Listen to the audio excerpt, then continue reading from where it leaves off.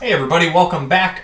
Today we are going to be talking about the quadratic formula. Now the quadratic formula in math is something that's really important for you to understand and be able to work with, because what it does is it allows us to solve any quadratic equation that we get. Remember, a quadratic equation is what we've been working on for the last few days as we've been working on solving these things. Now, a quadratic equation, remember, is always in this form. So it is a number with x squared plus a number with x plus a number with, or just a number, equals 0. Now, a couple things to know about this. The number that's in the very front here is what we call a. Now, that's always going to be the number that's in front of the x squared term. The number in front of just the x term, that's what we call b, and the number that doesn't have an x is always called c. That's going to be the same every time. Now, today as we do work, we're going to use what we call the quadratic formula. Now, this officially is the quadratic formula, and don't get me wrong, it's scary.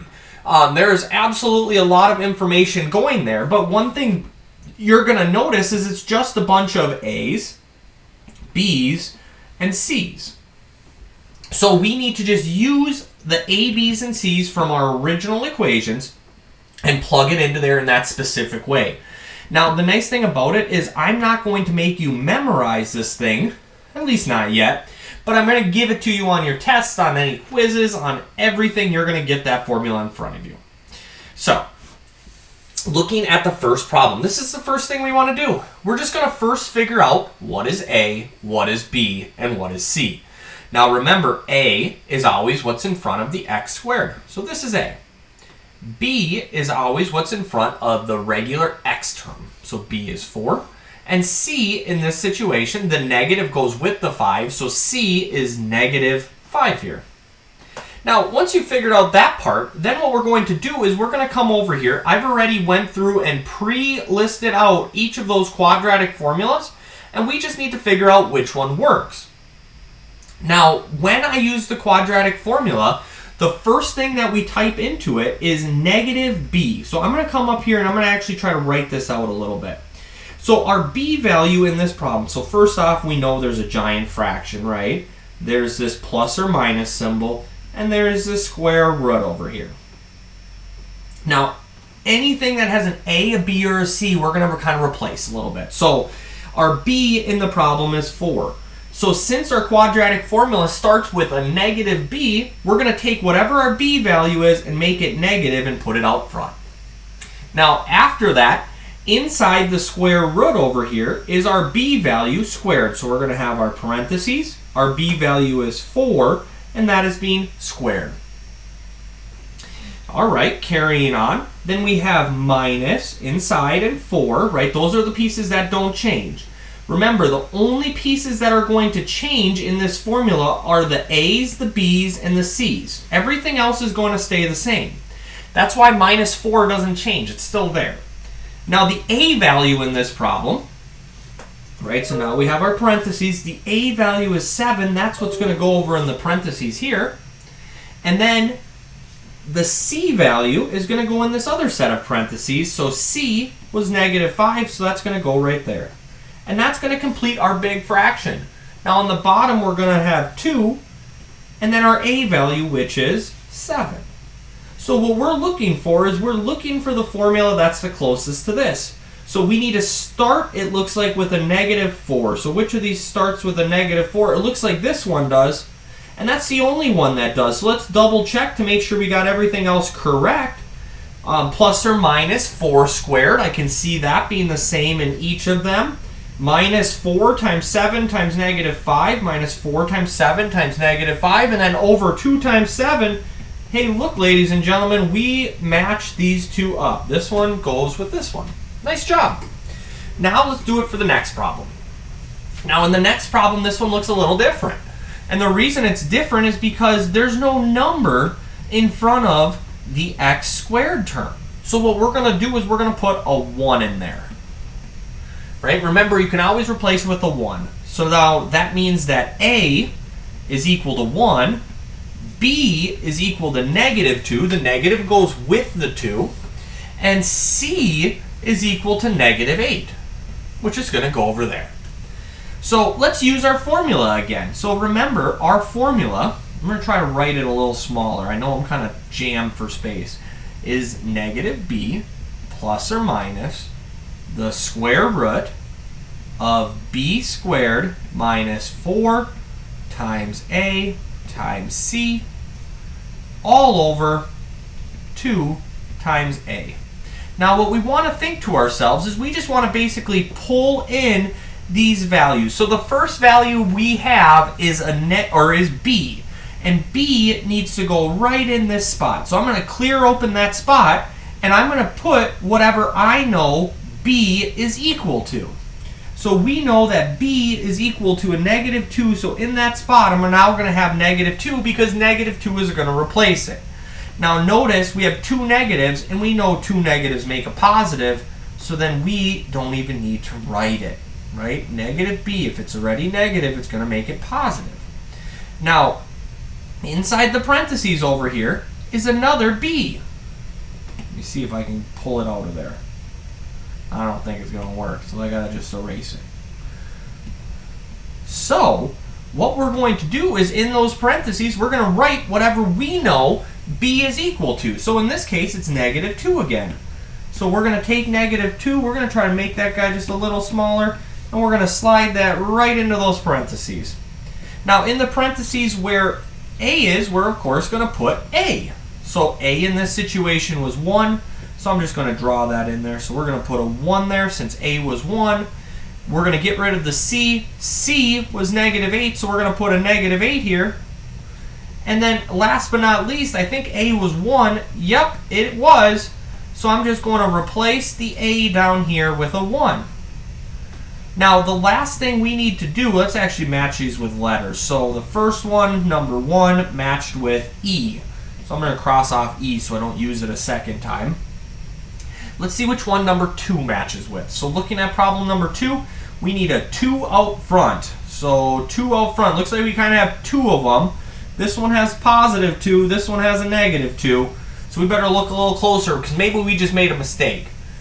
Now, they both have a 2 and a 1 on the bottom, but only one of these, right? This one has a negative 8, and so does this one.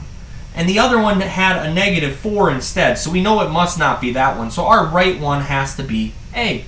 Nice job. So we're going to cross that one off so we don't reuse it again. Let's go to the next one.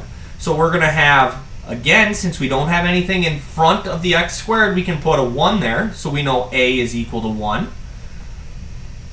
B is going to be equal to 11, and C is going to be equal to 10. So now I like to do it like just by writing out the whole formula again. So we have negative b plus or minus the square root of b squared minus 4 times a times c all over 2 times a. And remember, you can copy that down from right up top here, right? I put it right up top so that you guys had it at all times. So pause the video if you need to so you can copy that down and have it. So in this situation, our b value is 11, so wherever I see a b, I'm going to replace it with 11. So I'm going to have an 11 there and an 11 there. Our a value is 1, so anywhere I see an a, I'm going to put a 1. 1 and 1. And our c value is 10. So we're going to get rid of the c and we're going to put a 10 here. Now we just need to figure out which one of these is the correct one. Looks like the only one that has an 11 out front is this bottom one, F, and it looks like everything else is correct. So this one goes with F. Nice job. Let's do another one. So looking down here at problem number 4. Looking at problem number 4, this one has an A, so we're going to have a 3 there. We're going to have a 10 there, and we're going to have a 5 right there.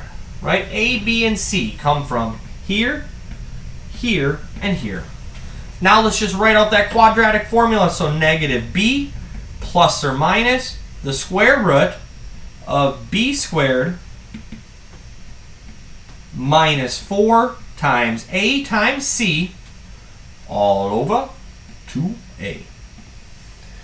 So in this problem, we're just replacing right now. So anywhere we see a b, let's put 10. So we're going to get rid of this and get rid of this, and we're going to put in 10s because that's where the b's were. So now this is negative 10, and then 10 squared over there.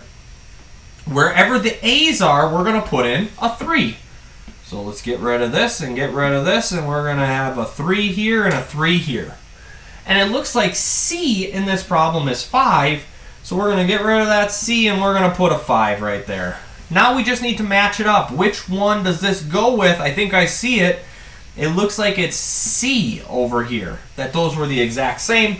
And that's kind of our way we're checking ourselves today, because we're not always going to have this to match with, right?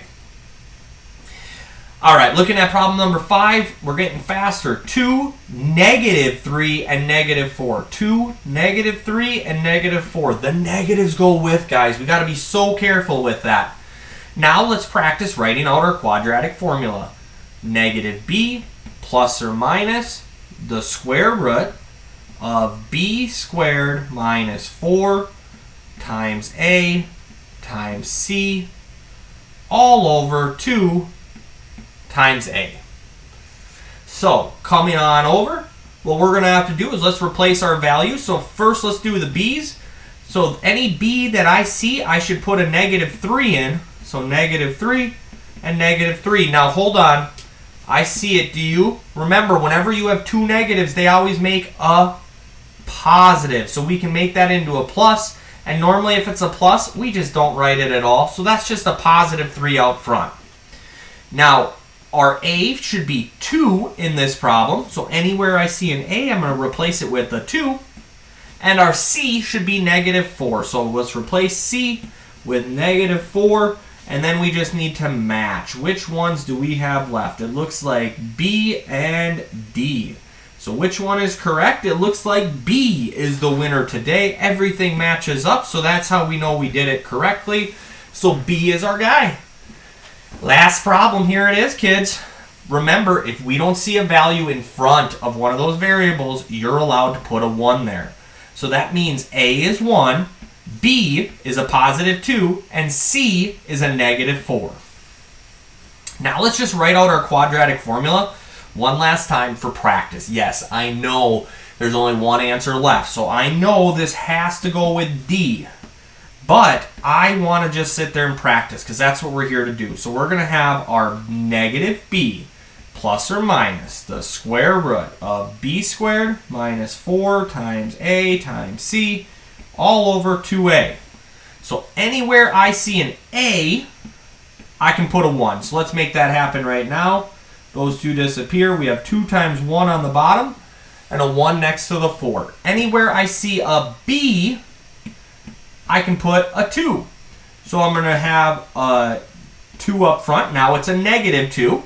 And then I'm going to have 2 squared over here. So 2 squared. And then last but not least, c is -4. So let's get rid of the c and let's replace it with a -4. Today, your main objective is just to fill in the quadratic formula. I'm not even asking you to solve with it. I just want you to fill it in, guys. Thank you so much for watching the full video. Your homework's going to be very much the same. Figure out what A, B, and C are, and then tell me which one it matches to. I really want you to practice writing these out, so feel free to do it on a separate sheet of paper where you're going to have a lot more space to work with. Thank you guys so much for watching the full video. If you have any questions, don't be afraid to reach out. Thanks, guys. Have a nice day.